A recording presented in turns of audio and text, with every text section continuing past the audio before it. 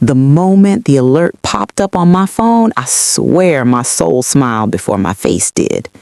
Transaction declined, $4,872.19, Jewelry Boutique, Galleria Mall. I tapped the notification again just to savor it. My ex-husband, Dion, and his new fiancée, little Miss Beige and Basic Tiffany, were out living the high life on a credit card I used to pay off while he cheated. A credit card still bearing my name because he forgot to switch the auto-renew info after our divorce. The same man who told me I was too emotional, too clingy, too boring. The same man who walked out after 9 years together saying he wanted to explore life with someone more exciting. Well, life was about to get real exciting for him. I had canceled that credit card 30 minutes earlier, not out of spite, but out of principle. And because revenge tastes better when served with financial inconvenience. My phone dinged again.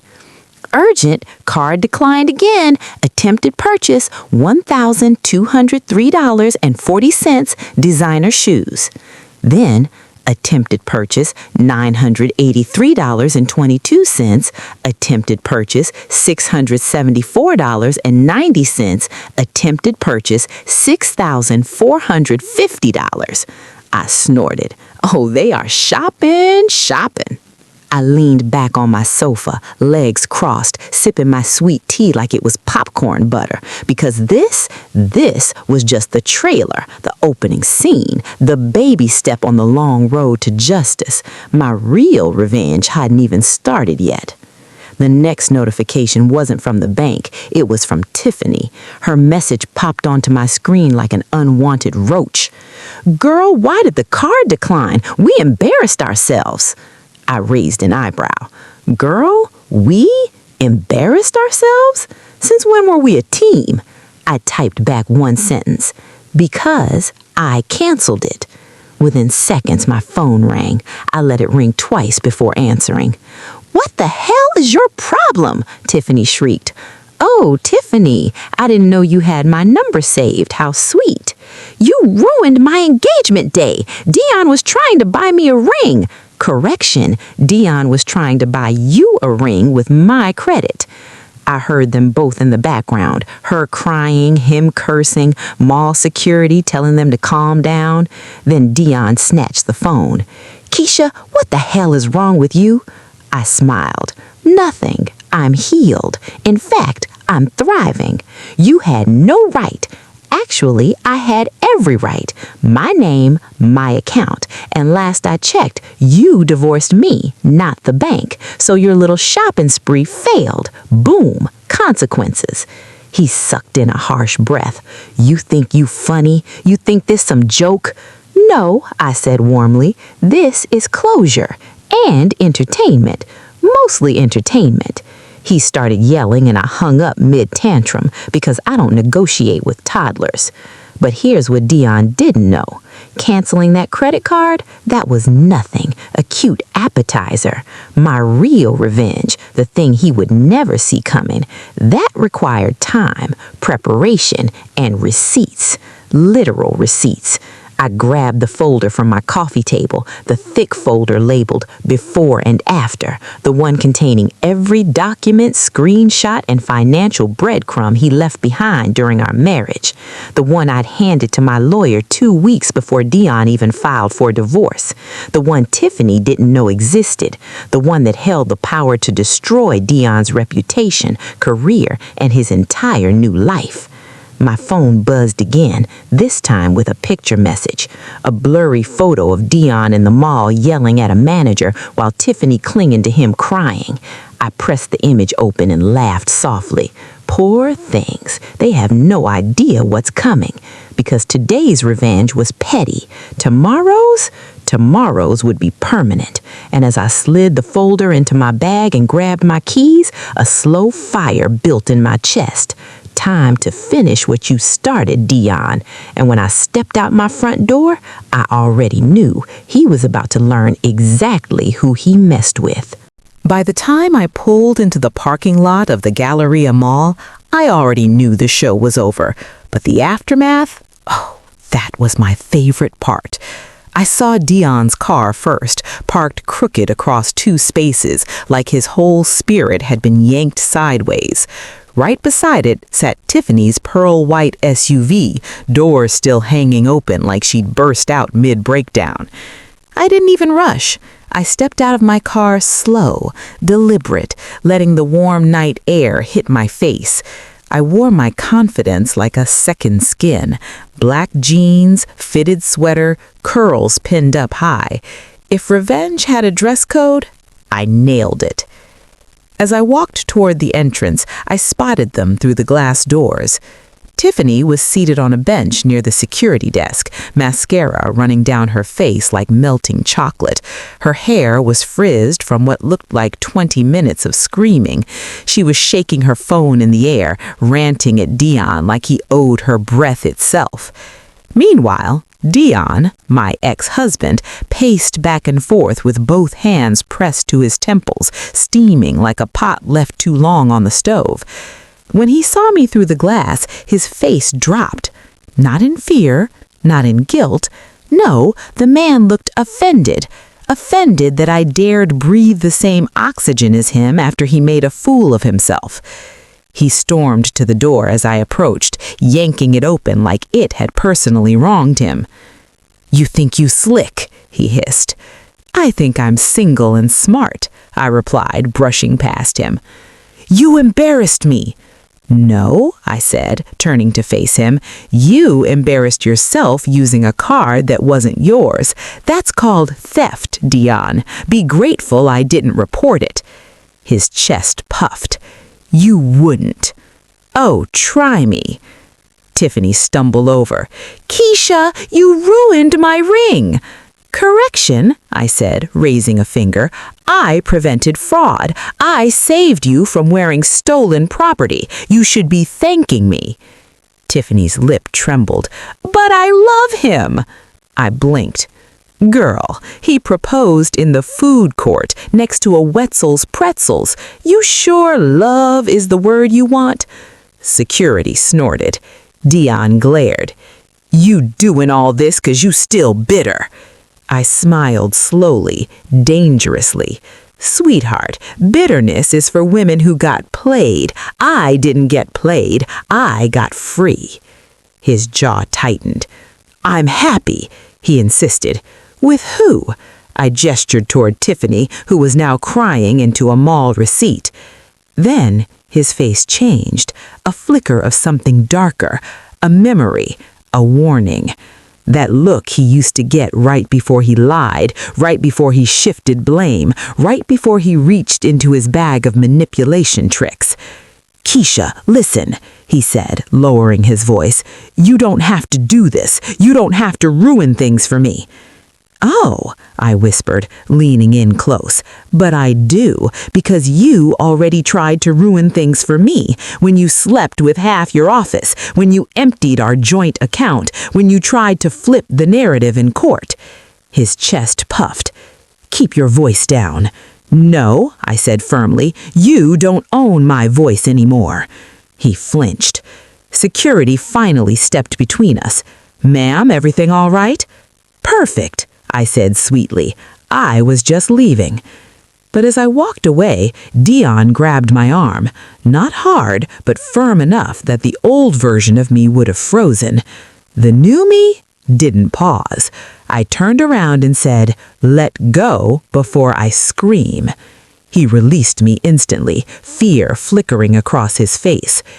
"Keisha, please, don't do anything else. I'm serious." I tilted my head. "Why? You afraid I might expose everything you've been hiding?" His silence was answer enough. Tiffany looked between us, confused. "What's he hiding? What's going on?" I smiled, the kind of smile that said, "Oh, darling, you're about to find out." But I didn't spill it. Not yet. Revenge isn't rushed. It's plated and served intentionally. I'll let him tell you. After all, it's his secret. Tiffany gasped. "Secret? What secret?" I kept walking. He kept sweating. Outside, the night air felt different, lighter, charged, because I had just confirmed something powerful. Dion was scared. And a scared man makes sloppy mistakes. Sloppy mistakes make easy victories. I climbed into my car, but before pulling off, I reached into my glove compartment and pulled out the second folder. Folder 2, the final move. Inside were documents that made canceling the credit card look like child's play. Because yes, humiliating him at the mall was fun, but the next step was surgical, permanent, devastating.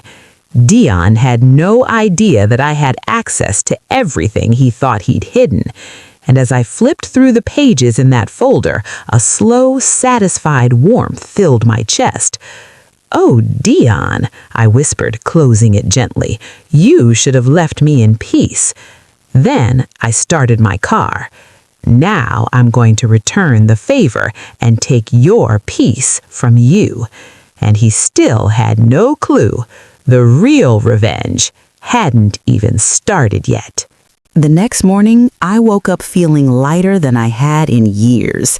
Not because the revenge was complete, but because for the first time, I wasn't carrying Dion's dead weight on my back. My home was quiet, warm, peaceful. No lies, no tension, no man stomping around like a toddler with facial hair. I brewed my coffee, humming softly, when my phone lit up with a notification. Incoming call, Dion. I let it ring. Then again, and again. By the 5th attempt, he switched to texting. "We need to talk. Answer your phone. This is serious. Keisha, stop." Stop what? Canceling a credit card he wasn't supposed to have? Breathing air I paid for? I finished my coffee. Then came the message that said everything. "If you expose me, we both go down." Both? Oh, so now we a team. Now it's we. I smirked. Men are hilarious. Before I could type back, Lila called, my sanity wrapped in human form. "Girl, what did you do?" she demanded the moment I picked up. "Good morning to you too." "You trending on Facebook, sis. Apparently Dion and Tiffany made a scene at the Galleria yesterday, a whole mall meltdown." "Delightful," I said, sipping again. "And listen, my cousin's friend works at the jewelry store, right? She said Tiffany screamed so loud they had to offer customers free water." Oh, bless her heart. Lila paused. "But sis, the real tea, Dion has been calling everybody, crying, screaming, acting like you set his car on fire." "Oh no," I said innocently. "Not yet." Lila choked. "Keisha!" "I'm kidding, mostly." Then her voice shifted. "Okay, sis, what's in that folder you had with you? You know, the one with the red tab." Ah, yes, folder number 2. The final move. I walked to my dining table where it sat, glowing like a treasure chest. Inside that folder was the truth, the full, unfiltered truth about Dion's finances, his side deals, his secrets, everything he thought he buried under our marriage. "I'm handling it," I said. Lila inhaled sharply. "Which version of handling it are we talking about? The Keisha who goes to church every Sunday, or the Keisha who threw a wine bottle at the wall that time he forgot your anniversary?" "Somewhere in the middle. Lord help us." I opened the folder. The top page, Dion's undeclared income statements. Below it, his side business, registered under my name. Below that, photos, screenshots, emails, proof. You remember how Dion always told me not to worry about taxes? Yes. You know how he said everything was filed? Yes. Well, turns out he meant everything was filed under me. Lila gasped so loud my phone vibrated. "What? He committed fraud in your name?" "Several times," I said casually. "Are you Keisha? What? How are you so calm?" "Because I already fixed it months ago." Silence. Then, "You bad," Lila whispered. "You real bad." I smiled, because yes, I was. Not bitter, not broken, not desperate. Strategic.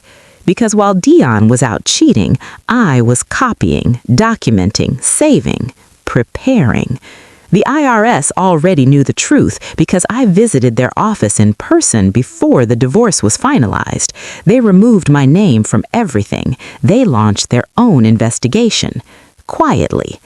Dion thought he was untouchable, but the government, they don't miss. And now, it was time for the next step.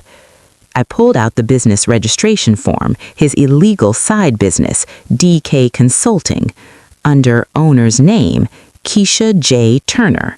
My name, my signature, forged. Lila was still screaming. So he was committing fraud and using you as the shield? Yes. And you already reported this? Yes. And now, I said with a slow smile, I'm going to freeze the business account. Lila gasped. You can do that? Oh, absolutely. The IRS removed my name, but the bank still has it, which means legally, I can shut it down. I heard her wheezing. Sis, I need an inhaler. This is black woman justice. I clicked into my banking portal, logged in, selected Account Management, and there it was. DK Consulting, balance $22,407.19. Money he planned to use for their wedding, for their trips, for Tiffany's eyelash appointments. With one tap, I selected Close Account, return funds to original owner. The owner? Me. Legally. I hit confirm and the screen flashed. Account closed, funds transferred. I sat back, letting satisfaction wash over me. Lila whispered, so how long before he notices? As if on cue, my phone buzzed. Dion, what did you just do? Then, answer your phone right now. Then, Keisha, come on, this isn't funny. Then one more. If you take another dime, I swear. I text him back one sentence. You should have thought about that before you cheated. Lila screamed, laughing. Oh, you petty? But the next message Dion sent, that's the one that stopped my smile cold. Fine, you want to play? Then let's play. You don't know what I got on you, too. My stomach tightened, not in fear, but readiness. Because if he wanted war, I had more than folders. I had facts. And baby, I hadn't even opened folder number 3 yet. I didn't open folder 3 right away. Not because I was scared, not because I doubted my next move, but because when a man like Dion says, you don't know what I got on you, you have to pause, not out of fear, but out of strategy. See, dangerous men don't get brave, they get desperate, and desperate men get sloppy. I stood in my living room, folder 3 on the table like a sleeping dragon. My stomach didn't twist, my heart didn't race. Instead, something inside me settled, a cold, steady calm that comes right before a storm knows its own name. My phone buzzed again. Dion, you think you the only one with receipts. Dion, you think you untouchable. Dion, watch when I expose you. Expose me? Oh, bless his simple heart. I texted Lila. Me. He threatening to expose me. Lila. Expose what? Your cooking skills? Me. Girl, I don't know. Lila. Sis, he lying. Men like him only got 2 threats. I'm gonna leave and I'm gonna expose you. He used the first one already. She wasn't wrong. Still, I opened folder 3. A thick stack of papers inside. This one wasn't about taxes, not about credit cards, not about stolen funds. Folder 3 was about Dion's work life. Because if there was one thing Dion valued more than Tiffany, more than his ego, more than all the side women combined, it was his job, his image, his professional reputation. And the man had been playing fast and loose with corporate boundaries for years. Lunch meetings that weren't meetings, expense accounts that weren't business-related, flight reimbursements for trips he didn't take, mileage logs that didn't match reality.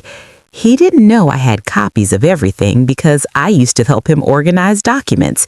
He didn't know I photographed the ones that felt off.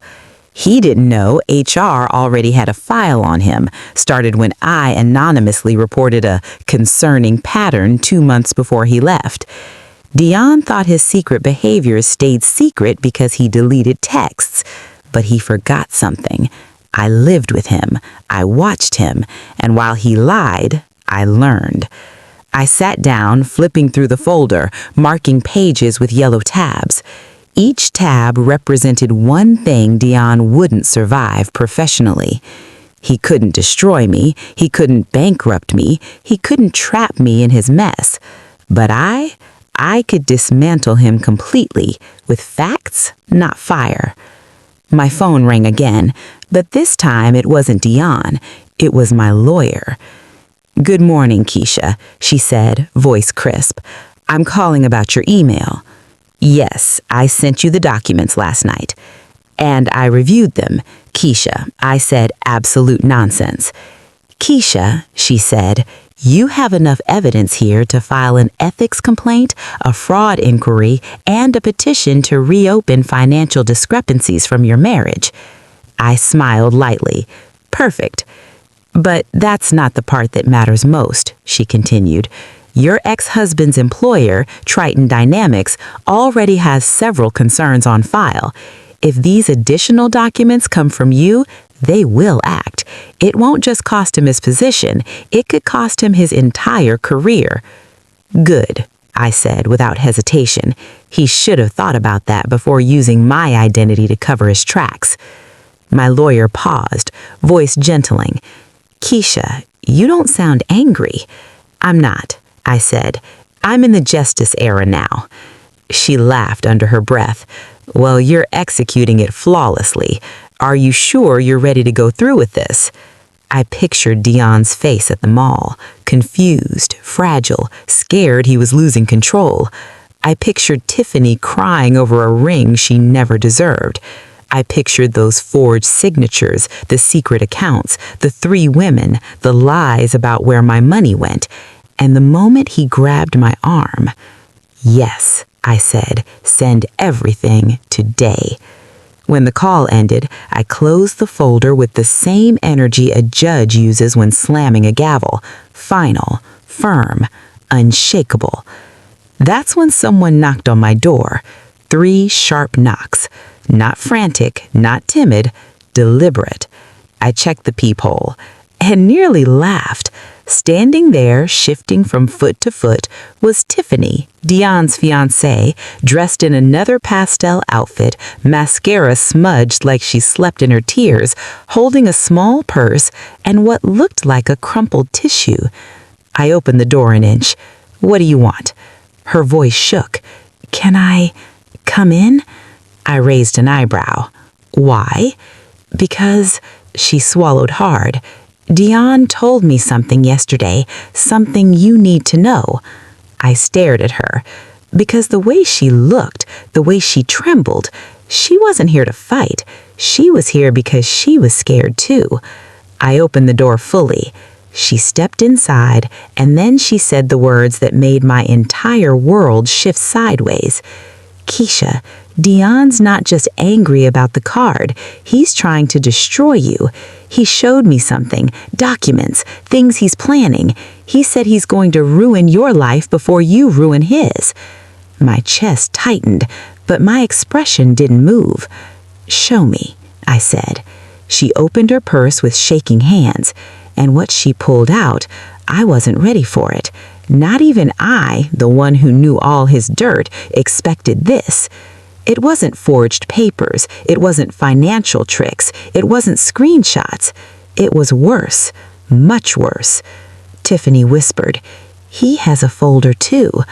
I slowly sat down, and then she placed his folder on my table, folder 4, labeled in his handwriting, insurance. And the moment I touched it, I felt the truth humming inside like electricity waiting to strike. Whatever was inside wasn't petty, it wasn't financial, it wasn't emotional. It was destructive and very, very deliberate. I looked up at Tiffany. "Why are you bringing this to me?" Her eyes filled with tears. "Because he said when he's done with you, he's coming for me next." My blood ran cold, and suddenly this wasn't just revenge, this wasn't just strategy, this was war, and Dion had just crossed a line he could never come back from. For a long moment, neither of us spoke. Tiffany sat across from me on my couch, knees pressed together, fingers trembling around that worn folder like it was radioactive. I watched her carefully, not as the woman who'd flaunted Dion around town, not as the fiancé who mocked me online after the divorce, but as a terrified young woman who suddenly realized she had aligned herself with a monster. "Put it on the table," I said quietly. She obeyed instantly. That alone told me everything about her state of mind. Tiffany wasn't pretending anymore. She wasn't competing. She wasn't hostile. She was scared. The folder sat between us, a simple black binder with one word written in silver marker. Insurance. Insurance for who? Insurance against what? Men like Dion didn't plan for emergencies. They planned for leverage. "Did he say what was in it?" I asked. Tiffany nodded, wiping her nose. "He said if things ever went left with you, these papers would protect him." Ah, so he had a break in case of being exposed file. Typical. I opened the folder. At first, it looked like nothing. Printouts, screenshots, copies of old messages. Then I realized something. All of it, every piece, was about me. My employment history, my financial records, my medical paperwork, my old college transcripts, even emails from years ago. He had been collecting data on me like a paranoid accountant, twisting small things into accusations, highlighting out-of-context sentences, printing personal notes, even saving screenshots of arguments we had, typed half-truths that made me look emotionally unstable. Tiffany pointed with a shaky finger. "Look at the back."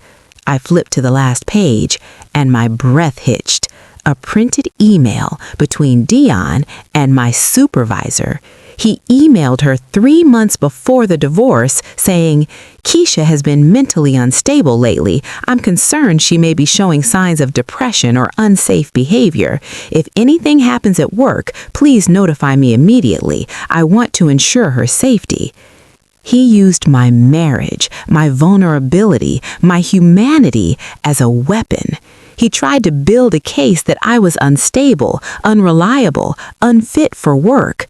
Tiffany whispered, "He said he was going to send more of those to your director. He said it would take you down in one shot." I closed the folder slowly. My heartbeat wasn't panicked. It wasn't loud. It was steady. Because Dion had just made the worst mistake a manipulative man can make. He underestimated my intelligence. He thought he could paint me as unstable. He didn't know I documented everything. He didn't know my boss already knew the full truth about the divorce and believed me, not him. He didn't know I had rebuilt my life long before he even thought about breaking it. "Tiffany," I said softly, "why bring this to me?" She took a deep breath. "Because I believed him. I believed every lie. But yesterday at the mall, the way he talked to me, the way he screamed at you, the way he said you were crazy, I heard myself. I heard what he'd been saying about me, too." She swallowed. "And I realized he was making a folder about me as well." Ah, there it was. The truth always comes disguised as fear. She continued, voice cracking. "He said once we got married, everything would be under him. He said I didn't need my own accounts, that he'd cover everything. But now I see what that means. Control, isolation, dependence, the same tactics he used on me." "Tiffany," I said, "you did the right thing bringing this to me." "Are you mad at me?" she whispered. I looked at her, really looked, a young woman barely understanding how deep Dion's manipulation ran, a girl who thought she won a prize, only to realize she inherited a nightmare. "No," I said gently, "I'm not mad at you. I'm mad at him." Her lip trembled again. "He's dangerous, Keisha. You don't know the things he says when he's angry." "Oh, I know. I lived with them." She shook her head. "No, this is different. He said he'd rather destroy your career than let you win. He said you embarrassed him, and now he'll embarrass you." I leaned back, exhaling slowly. Men like Dion don't just fall, they implode. "And he said he had one more thing he was going to use against you." My eyes narrowed. "What thing?" She looked at her lap. "He didn't tell me. He just said Keisha messed with the wrong one." My jaw tightened, because now this wasn't just about revenge. It was about protection, self-defense, war. I closed the folder and stood. "Tiffany," I said, "you need to leave him."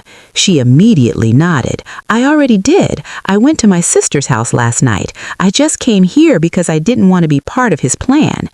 "Good," I said. "Stay away from him. Don't answer his calls. Don't let him guilt you."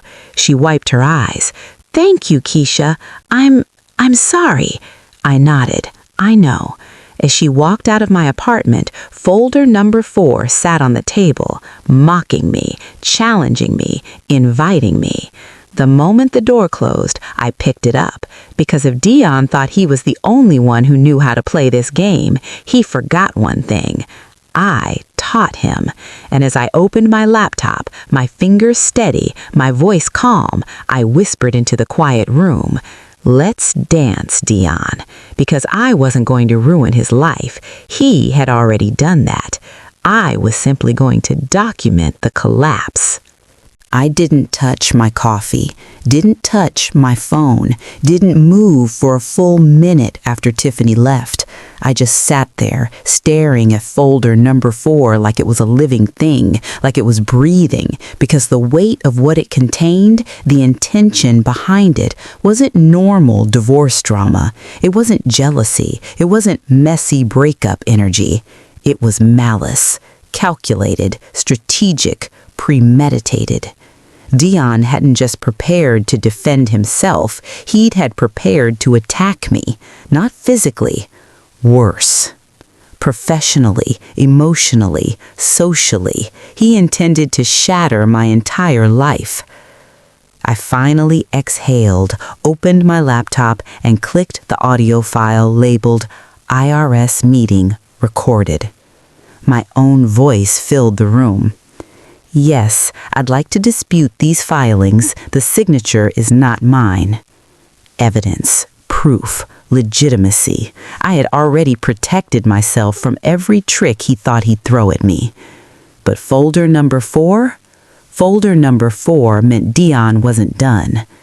My phone buzzed violently on the counter, rattling against the wood. "Dion, you talked to Tiffany?" "Dion, I know she came to see you." "Dion, don't you dare touch my business." "Dion, if you start something you can't finish, it's on you." "Dion, answer the damn phone." The volume of his desperation was almost sad. Almost.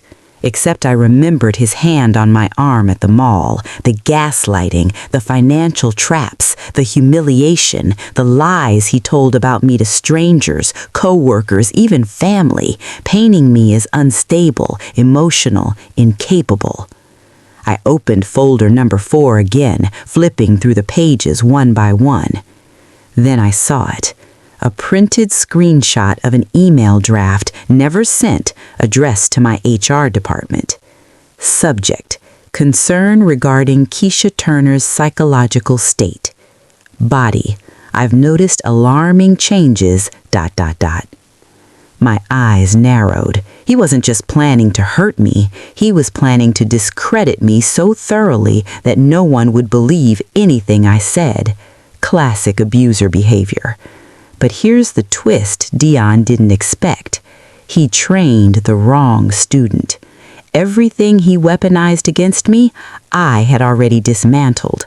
Everything he planned, I had already anticipated.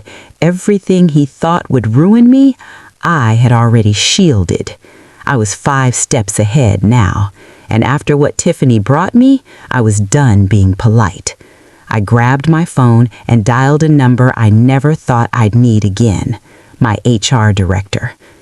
"Keisha," she answered, surprised. "Is everything all right?"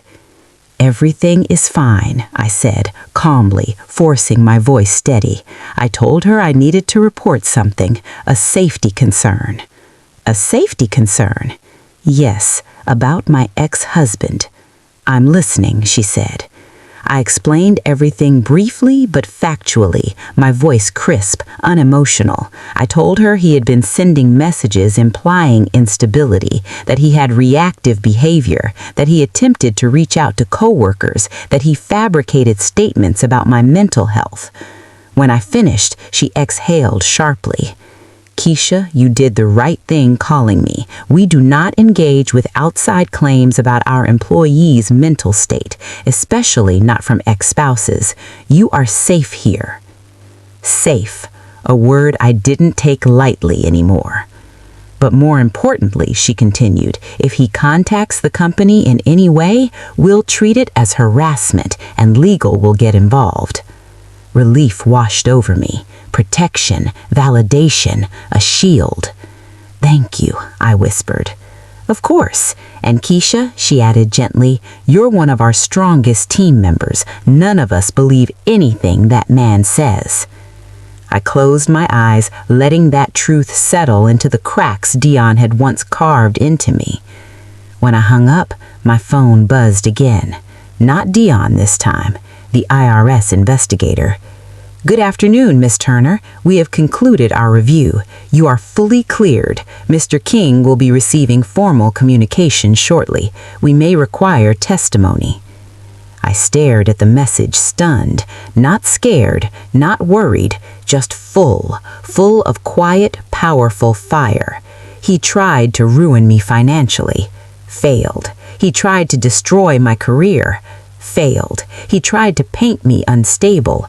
Failed. He tried to lock me into his bad decisions. Failed. But what came next? That wasn't failure. That was consequence. Because the investigator's last line wasn't a request. It was a warning. "Aisha Turner, formerly King, your ex-husband is about to face legal action, and he had no idea it was coming." I stood, grabbed folder number 4, and placed it neatly inside a clean, new envelope. Then I slid it into a drawer labeled Evidence Active. Next to it, folders number 1, number 2, number 3. A full set, a complete collection, a museum of his downfall. Just as I closed the drawer, a loud knock shook my front door.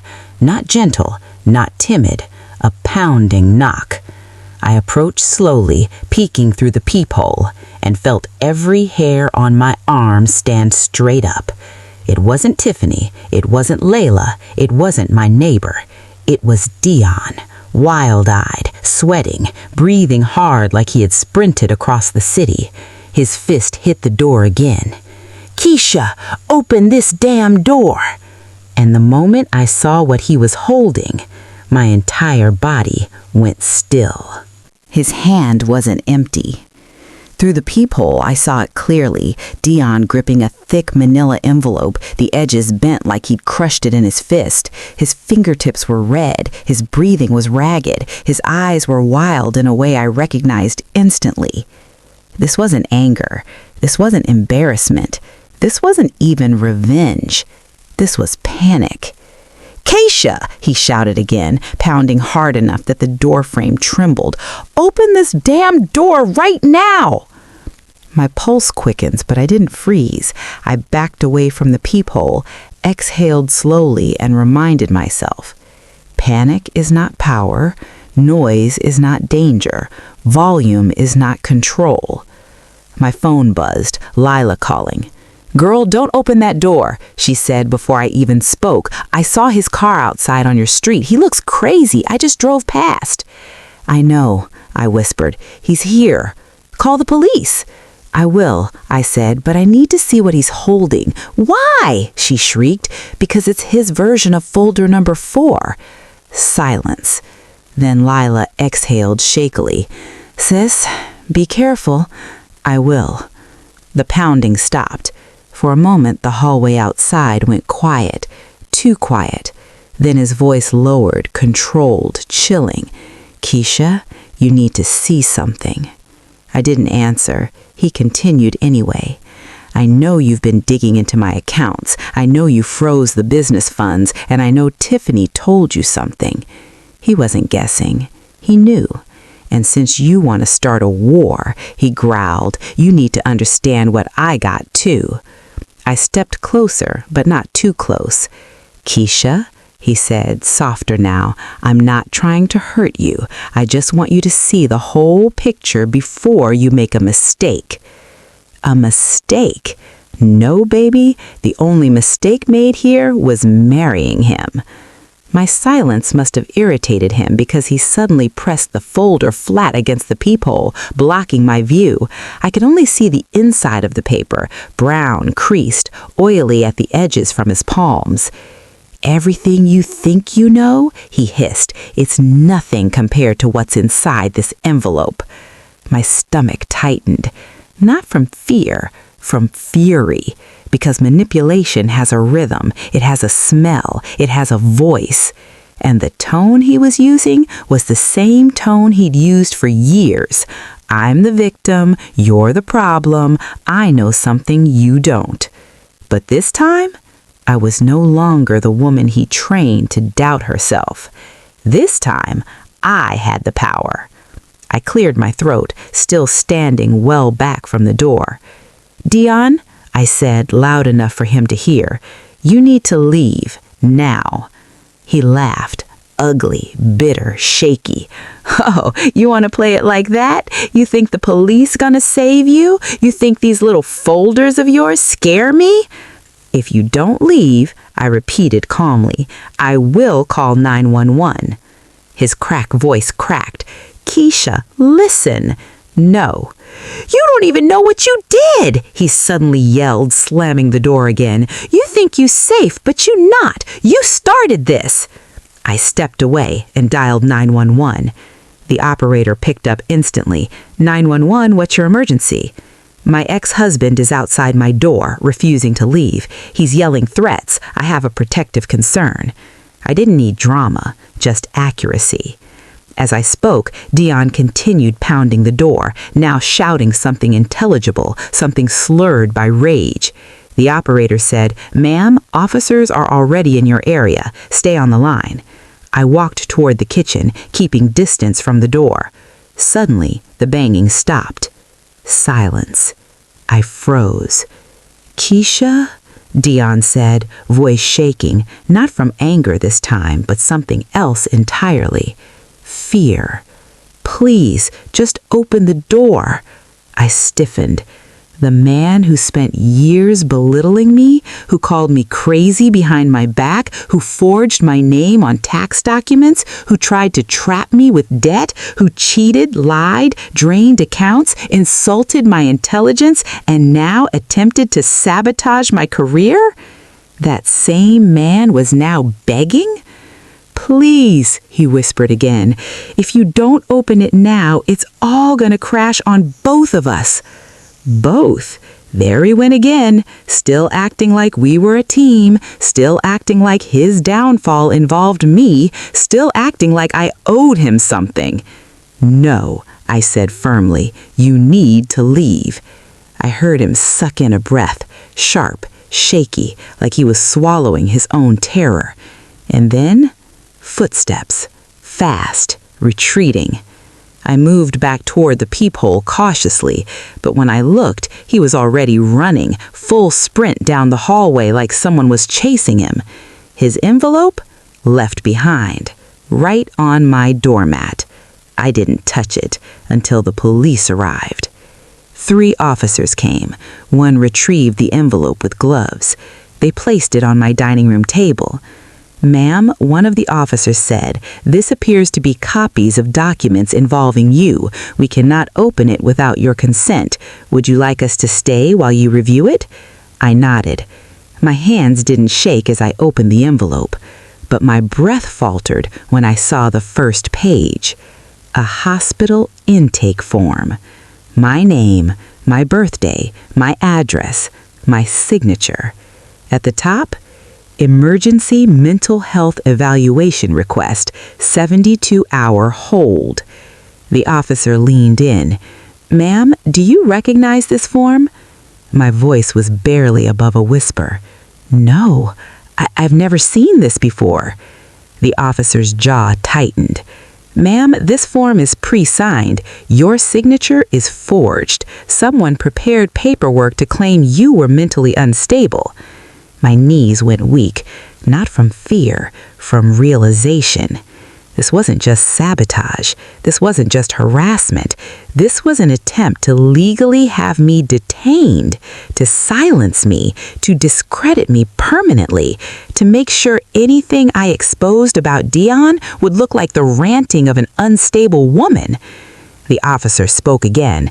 "Miss Turner, this is serious. Someone was attempting to initiate an involuntary psychiatric hold." I covered my mouth because now I understood something bone deep. Dion never wanted a fair fight. He wanted to erase me. And the worst part? The forged hold request wasn't the only document in the envelope. There were more, many more. My heart thudded as I flipped to the next page, and when I saw what he forged next, my vision blurred with pure, sharp rage. Because this wasn't just revenge anymore. This was war, and I was about to end it. I stared down at the second document in the envelope, my vision tightening around the edges, heat rising behind my ears. The air in the room felt too still, too heavy, like it was bracing itself for what I was about to uncover. Because on that next page, Dion hadn't just crossed a line. He bulldozed the entire boundary wall. The header read, "Custodial Instability Claim, Recommendation for Temporary Removal of Minor Child." My son's name, my name, a forged signature, all used to argue that I, Keisha, was mentally unfit to care for my own child. My throat closed. Not fear. Not disbelief, pure volcanic rage. The officer closest to me leaned in. "Ma'am, did you sign this?" "No," I whispered, my voice trembling with equal parts fury and clarity. "I would never sign something like this, ever." The officer nodded. "This is a serious criminal act. This level of forgery, especially regarding custody, can lead to felony charges. And if someone submitted this to a court, it could have resulted in immediate investigation." It wasn't just that Dion forged a document. He forged a weapon aimed directly at my motherhood. He didn't just want to break me. He wanted to erase me from my son's life.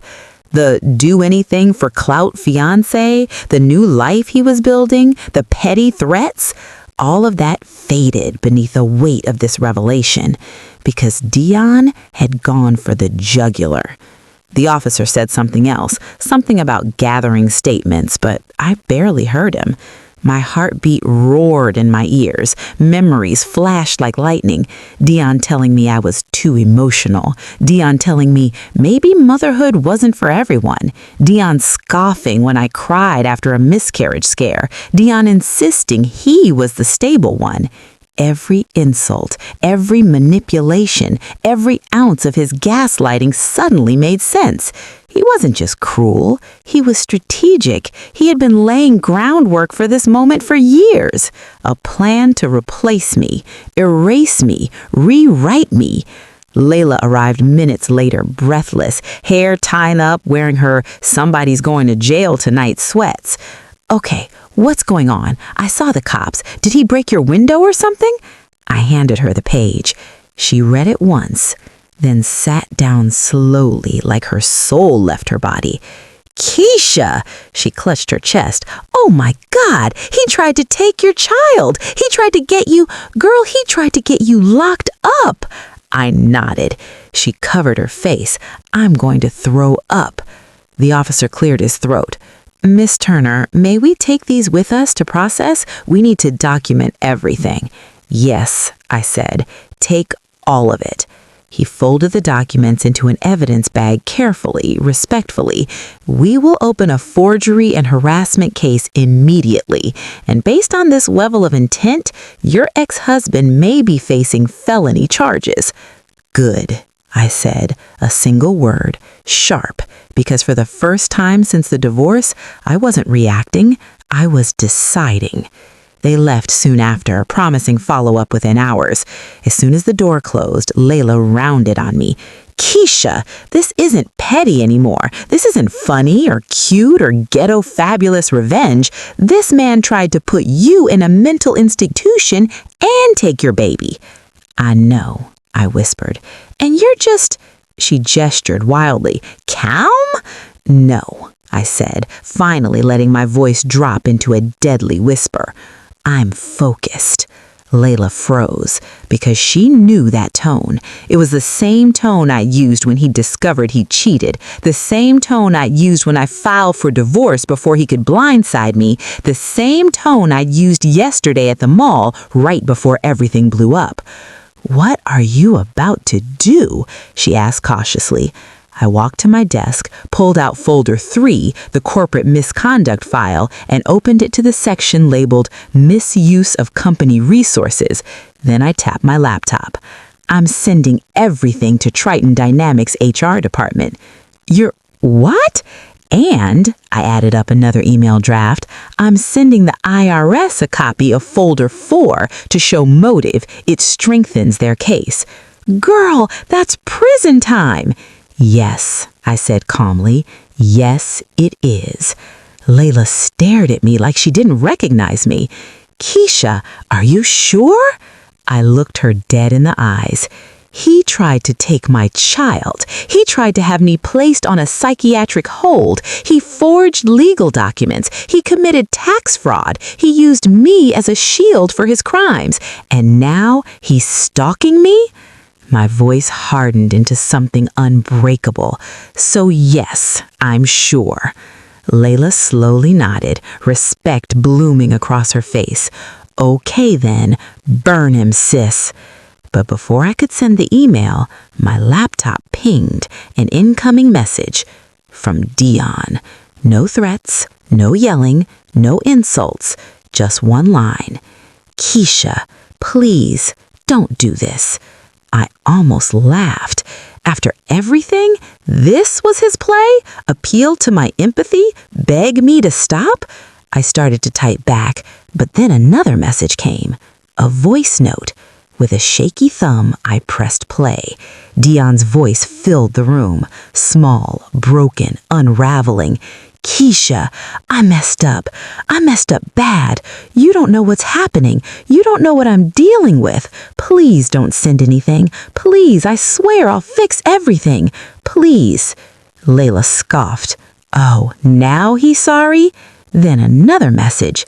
And if you send that stuff to my job, I'll lose everything. I stared at the screen. And, I muttered, and then he sent one more message. This one different, like he knew something I didn't. Keisha, it's not just me who's going down. Layla leaned forward. What's that supposed to mean? I don't know, but I did. Deep down, I knew exactly what Dion was implying. He wasn't warning me. He was trying to terrorize me, trying to make me doubt my next move. I turned back to the laptop, lifted my hands to the keyboard, and said, no, not today. I hit send. Email to HR sent. Email to IRS sent. Email to my lawyer sent. Evidence copies uploaded to the secured drive completed. Layla clapped slowly. Sis, you just set off a nuclear bomb. Good, I said. Then my phone dinged one last time. A notification from Triton Dynamics. We received your submission. Immediate review in progress. But the message under that? A text from an unknown number. A picture of me taken earlier today walking into my building. Caption, "You should have stayed in my business." My blood turned to ice. Layla's mouth fell open. "Keisha, who the hell took that picture?" I didn't answer because suddenly the danger wasn't theoretical. It was here, watching, waiting, in the war I thought I controlled. Dion wasn't fighting it alone. The photo burned into my brain long after the screen dimmed. Me, in broad daylight, walking into my building, keys in one hand, purse in the other, completely unaware someone was watching me. And whoever took it was close. Too close. Lila snatched the phone out of my hand. "Who took this?" "I don't know," I whispered. "Girl, this angle is from the parking lot. Somebody was right there." I swallowed hard, because she was right. That wasn't a zoomed photo. Wasn't grainy, wasn't sneaky. It was bold, close, crisp, almost taunting. Lila paced. "Call the police back now." I didn't move, because fear wasn't what I felt. It was recognition. That photo, that caption, "You should have stayed out of my business." That wasn't Dion's tone. His threats were chaotic, emotional, messy. This message was controlled, calculated, intimidating. Lila saw the change in my expression. "Keisha, talk to me. What are you thinking?" And thinking, Dion's not the only one with skin in the game. Lila's eyes widened. "You mean..." "Yes," I said quietly. "Someone else is helping him." She grabbed her head.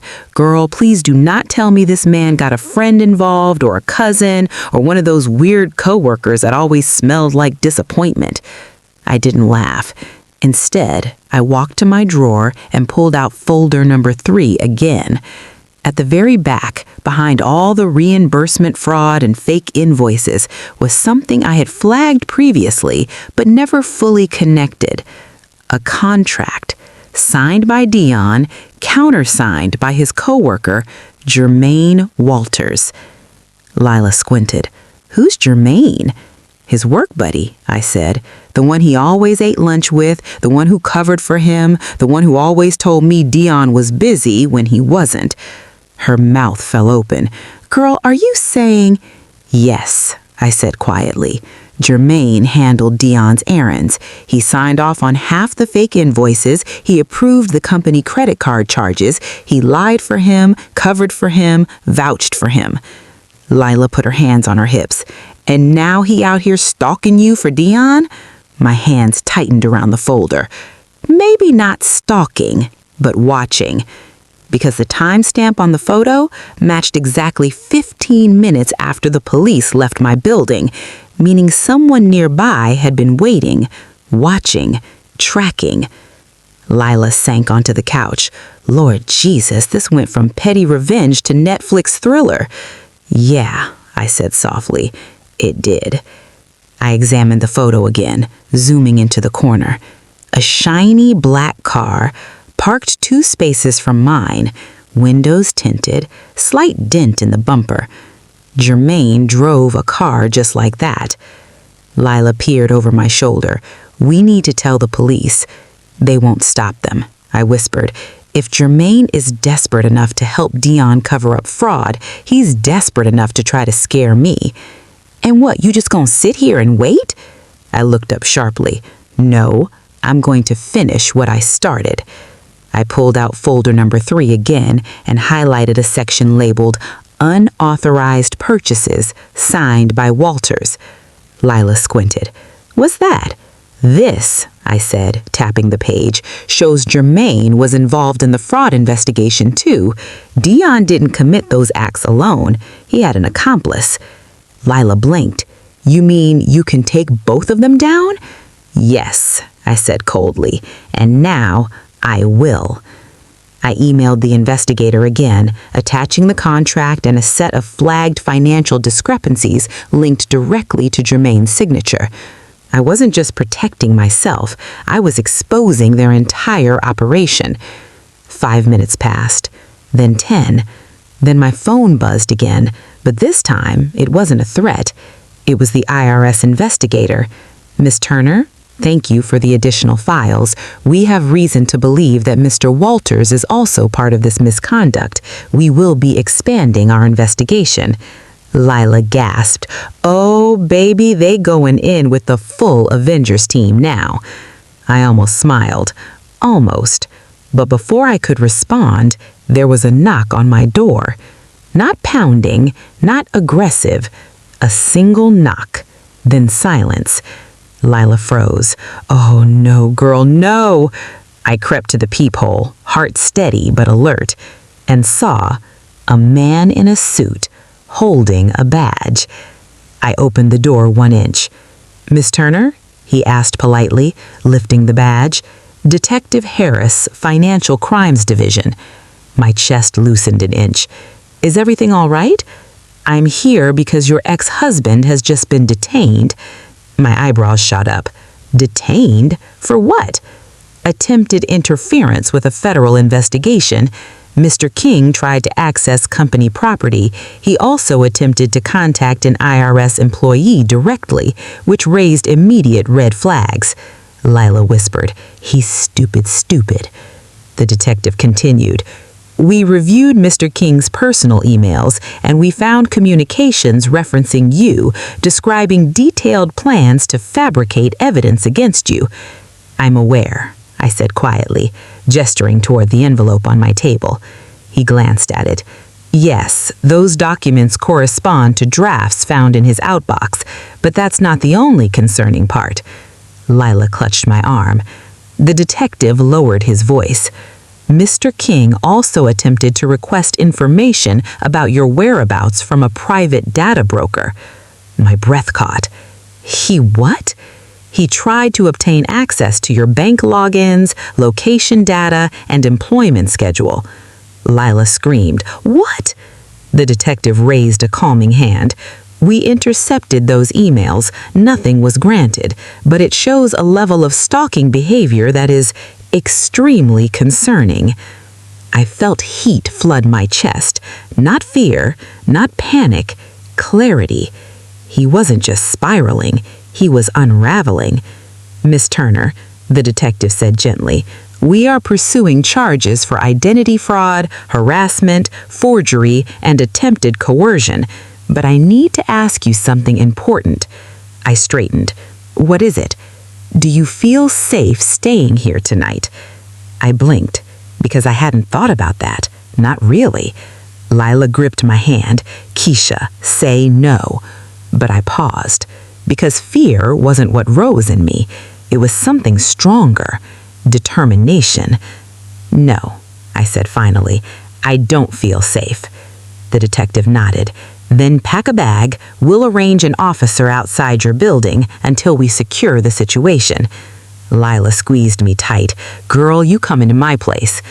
I nodded, heading to my bedroom to grab my duffel bag and my folders. But as I zipped the bag, my phone buzzed once more. A new message. Another picture. Not of me this time. Of my son, taken at school. Caption, "Don't push me." I dropped the phone. Lila screamed, and in that moment, the war changed completely. I wasn't fighting for revenge anymore. I was fighting for protection, for survival, for my child. And now Dion had unleashed a version of me he was never prepared to meet. I didn't scream, didn't fall, didn't collapse. I simply stared at the photo of my son, my baby, standing outside his classroom door, backpack halfway falling off his shoulder, looking innocent and unaware as someone pointed a camera at him. And the caption beneath it, "Don't push me." Those 3 words were a match thrown onto gasoline. Lila covered her mouth. Keisha! Keisha! This man is out of his mind! No, I whispered, my entire body going still, freezing my fear into something sharper. This isn't Dion. What? Lila blinked. Girl, what do you mean? Dion wouldn't go near my son's school, I said calmly. He knows the school has cameras. He knows they'd call the police. He knows he's on thin ice. So who took that picture? Lila cried. I swallowed hard. Jermaine. Her eyes widened. Jermaine, the coworker? I nodded slowly. He's the only one desperate enough to follow through on Dion's threats, the only one loyal enough or scared enough to help him. Lila paced, hands on her head. Lord Jesus, this is too much. Cops need to see this now. As if summoned, Detective Harris walked back into the living room holding an evidence bag. Miss Turner, before you pack, I need your statement on... He stopped. His gaze dropped to the fallen phone on the floor. He picked it up carefully with gloved hands. When he saw the picture, his entire demeanor changed. His jaw tightened, his eyes narrowed, his stance shifted from professional to protective. Miss Turner, he said with a low, deadly seriousness, this is not just harassment. This is targeted intimidation involving a minor. Whoever took this picture has just committed a criminal act. Lila burst out. She needs to be moved right now. Sign her up for witness protection. Put her in a hotel, something. The detective held up a calming hand, but didn't disagree. Keisha, he said evenly, who do you think could be responsible? I didn't hesitate. Jermaine Walters. He nodded once, short, sharp. That was my assessment as well. Lila gasped. See, even the detective know. He ignored her dramatics and continued. We have been attempting to locate Mr. Walters for questioning, but he has not reported to work and his phone is off. Lila whispered, so he really out here following people like a discount Batman. But I wasn't amused. Detective, I said, steady but stern, my son was photographed without my knowledge. What happens now? He straightened. Now, Miss Turner, this investigation becomes priority 1. We'll contact the school immediately. Officers will be dispatched to monitor your son's location. And you, he pointed to me gently, are not staying here tonight. Good. I'm ready. But something tugged at me, a memory, faint but insistent. Dion's voicemail from earlier. It's not just me who's going down. Then his voice note, you don't know what I'm dealing with. What if Dion wasn't just scared of losing his job? What if he wasn't scared of fraud charges? What if he was scared of something else? Something he owed Jermaine? Something Jermaine held over him? Something that made Jermaine bold enough to stalk me? Detective Harris watched my expression shift. Miss Turner, you remembered something? I think Dion is being pressured, I said slowly. Jermaine wasn't helping him out of loyalty. He was helping him out of leverage. Lila scratched her head. So Jermaine got dirt on Dion like Dion got dirt on you, so now everybody got dirt on everybody? Yes, I said quietly, but the difference is I'm not scared to use mine. And I had one more card to play. I reached into my bag and pulled out a folder no one knew about. Not Tiffany, not Lila, not even my lawyer. Folder number 5, the safety net. Lila's eyes bugged. Wait, another folder? The detective leaned in. Miss Turner, what's in there? Everything, I said simply. Inside folder number 5 were copies of everything I ever found suspicious about Dion's financial behavior that didn't fit the IRS case or the corporate case. Unexplained cash deposits, unknown wire transfers, random Venmo payments to Jermaine, a $6,000 loan repayment listed 3 times, an unsigned agreement with a handwriting style that wasn't Dion's. When the detective saw the large, bold memo mine under one of the deposits, final payment before collection, his eyebrows shot up. Miss Turner, this may not just be fraud. Lila's jaw dropped. Oh no, don't tell me this man involved in illegal. The detective nodded grimly. This looks like evidence of extortion or blackmail. That word hit different. Blackmail. Detective, I said slowly, if Jermaine was blackmailing Dion, and Dion is spiraling, and Jermaine is now following me, he completed the sentence, then you, Miss Turner, are a threat to whatever arrangement they had. Lila squealed. So they trying to silence her? The detective nodded once. Not anymore, I said, closing the folder. If they wanted silence, they should have asked politely, but they sent threats, they sent pictures, they forged documents, they stalked my child. I stood up. The room shifted. Lila stared. The detective paused. The air thickened, because they felt it too. The shift in me. Fear burned away. Hope burned away. Pain burned away. What remained? Resolve. Pure, sharpened steel. I took a slow breath and said, Detective Harris, what happens if I give you everything? All of it, every document, every folder, every witness, every message. He frowned. Everything? That would speed up prosecution significantly. It may lead to immediate warrants, possibly a raid. Good, I said. That's exactly what I want. Lila threw her hands in the air. Girl, you about to end these men. But before the detective could respond, a new sound came through my open window. Tires, fast, stopping abruptly. The detective stiffened. Lila froze. My heart stilled. We all looked toward the blinds. A shadow moved outside. Slow, deliberate, close. Then my phone buzzed.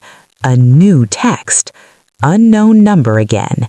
This time, you leaving the house tonight? I'll be waiting. Lila screamed. The detective lunged for his radio. And I finally realized Dion wasn't the danger anymore. Jermaine was. And he was closer than any of us thought. The detective reacted first. Harris to dispatch, he snapped into his radio. I need units at this location now. Possible stalking suspect on site. Advise all units to approach quietly. Suspect may be watching the residence. Layla clutched my arm so tightly I felt her nails through my sleeve. He's outside? Keisha, he's outside right now? My pulse thudded once, heavy, but I didn't panic. I didn't crumble. I didn't shut down. I entered a different kind of focus, a survival focus, a mother's focus. I stepped backward, away from the window, away from the line of sight. The detective pointed calmly. Both of you stay behind me, no movement near windows. Layla whispered, more to herself than to me. How did a credit card cancellation turn into CSI Atlanta? Lord. Another buzz, another message, same number. You should have kept quiet, Keisha. The detective snatched the phone from my hand for evidence. Do not respond to that, he said firmly. I didn't plan to, because now I knew exactly what Jermaine wanted. Panic, silence, control. He wanted me scared enough to back off the IRS case, scared enough to stop helping the corporate investigators, scared enough to protect Dion, because protecting Dion protected him. But he miscalculated one thing. Fear doesn't weaken a black woman, it sharpens her.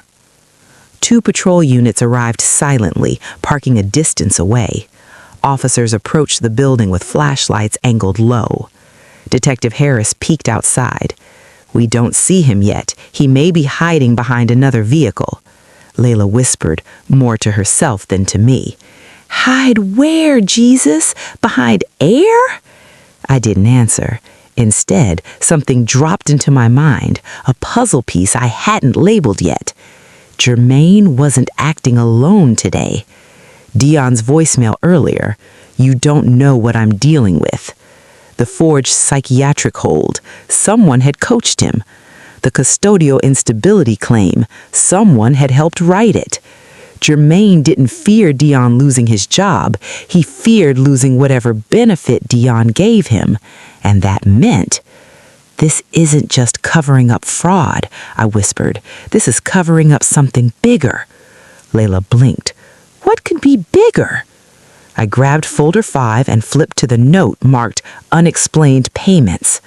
All the unexplained transactions Jermaine received were spaced out like rent payments, but in the memo line of each deposit was the same phrase, "For everything." Everything what? Detective Harris leaned over my shoulder. This phrase isn't accidental. Someone uses vague terminology to hide the nature of payments. I turned the page. One large transfer dated 6 months before the divorce. $18,000 from Dion King to Walters Services LLC. Memo, final cleanup. Layla's eyes widened. Cleanup? Clean what? Paperwork, I whispered. Records. Lies. Detective Harris's expression hardened. "Miss Turner, this appears to be evidence of conspiracy to obstruct an investigation." Layla gasped. "Conspiracy? Did we skip a chapter? How big is this mess?" But before we could dissect it further, a heavy bang hit my back door. All 3 of us froze. Layla's eyes went so wide I thought they'd fall out. "Keisha, tell me that's a raccoon. Please tell me it's a raccoon. I can handle a raccoon." The detective drew his weapon. "Both of you get behind the kitchen island, now." We ducked down, hearts pounding but movements controlled. Another bang, this time louder. The detective whispered into his radio. "Suspect at rear of building, immediate backup needed." Layla whispered more to herself than to me. "We gon' die." I didn't answer. Instead, something dropped into my mind, a puzzle piece I hadn't labeled yet. Jermaine wasn't acting alone today. Dion's voicemail earlier, "You don't know what I'm dealing with." The forged psychiatric hold, someone had coached him. The custodial instability claim, someone had helped write it. Jermaine didn't fear Dion losing his job. He feared losing whatever benefit Dion gave him. And that meant, "This isn't just covering up fraud," I whispered. "This is covering up something bigger." Layla blinked. What could be bigger? I grabbed folder 5 and flipped to the note marked Unexplained Payments. All the unexplained transactions Jermaine received were spaced out like rent payments, but in the memo line of each deposit was the same phrase, "For everything." Everything what? Detective Harris leaned over my shoulder. This phrase isn't accidental. Someone uses vague terminology to hide the nature of payments. I turned the page. One large transfer dated 6 months before the divorce. $18,000 from Dion King to Walters Services LLC. Memo, final cleanup. Layla's eyes widened. Cleanup? Clean what? Paperwork, I whispered. Records. Lies. Detective Harris's expression hardened. "Miss Turner, this appears to be evidence of conspiracy to obstruct an investigation." Layla gasped. "Conspiracy? Did we skip a chapter? How big is this mess?" But before we could dissect it further, a heavy bang hit my back door. All 3 of us froze. Layla's eyes went so wide I thought they'd fall out. "Keisha, tell me that's a raccoon. Please tell me it's a raccoon. I can handle a raccoon." The detective drew his weapon. "Both of you get behind the kitchen island, now." We ducked down, hearts pounding but movements controlled. Another bang, this time louder. The detective whispered into his radio. Suspect at rear of building. Immediate backup needed. Layla whispered, more to herself than to me. We gon' die. I didn't answer. Instead, something dropped into my mind, a puzzle piece I hadn't labeled yet. Jermaine wasn't acting alone today. Dion's voicemail earlier, you don't know what I'm dealing with. The forged psychiatric hold, someone had coached him. The custodial instability claim, someone had helped write it. Jermaine didn't fear Dion losing his job. He feared losing whatever benefit Dion gave him. And that meant, this isn't just covering up fraud, I whispered. This is covering up something bigger. Layla blinked. What could be bigger? I grabbed folder 5 and flipped to the note marked Unexplained Payments. All the unexplained transactions Jermaine received were spaced out like rent payments, but in the memo line of each deposit was the same phrase, for everything. Everything what? Detective Harris leaned over my shoulder. This phrase isn't accidental. Someone uses vague terminology to hide the nature of payments. I turned the page. One large transfer dated 6 months before the divorce. $18,000 from Dion King to Walter Services LLC. Memo, final cleanup. Layla's eyes widened. Cleanup? Clean what? Paperwork, I whispered. Records. Lies. Detective Harris's expression hardened. Miss Turner, this appears to be evidence of conspiracy to obstruct an investigation. Layla gasped. Conspiracy? Did we skip a chapter? How big is this mess? But before we could dissect it further, a heavy bang hit my back door. All 3 of us froze. Layla's eyes went so wide I thought they'd fall out. Keisha, tell me that's a raccoon. Please tell me it's a raccoon. I can handle a raccoon. The detective drew his weapon.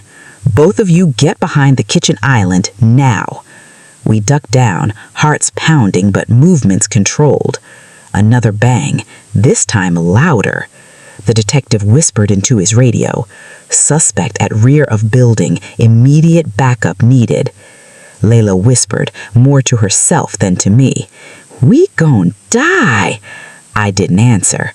Instead, something dropped into my mind, a puzzle piece I hadn't labeled yet. Jermaine wasn't acting alone today. Dion's voicemail earlier, you don't know what I'm dealing with. The forged psychiatric hold, someone had coached him. The custodial instability claim, someone had helped write it. Jermaine didn't fear Dion losing his job. He feared losing whatever benefit Dion gave him.